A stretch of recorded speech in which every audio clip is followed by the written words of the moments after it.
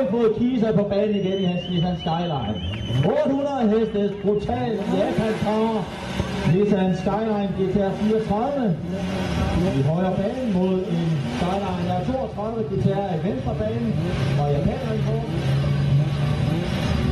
Venstre bane Søren Jensen.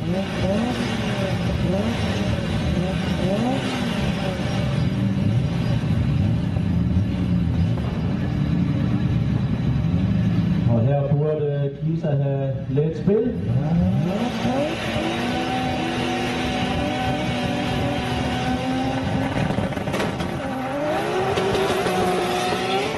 Han får taget godt fra, men Kisa han kommer godt igen.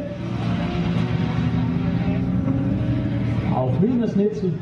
Det var det. 10.98. 10.98 til Kisa. Søren Jensen 12. Gennemkørsel. Og så skal vi have bilekspertens Nissan Skyline GTR på banen.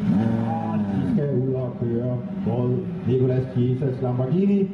Og til dem, der har læst Vemaks familie og undrer sig over, at bilen her har skiftet farve, så er den altså god nok. Den har skiftet farve.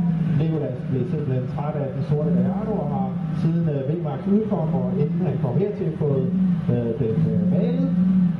Men det er den rigtige Gallardo med biturbo. Og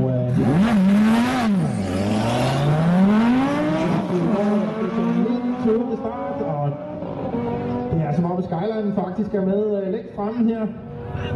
Det ser meget, meget, meget stærkt ud. Her kommer de så i mål. Det var det faktisk ikke. Skyline fik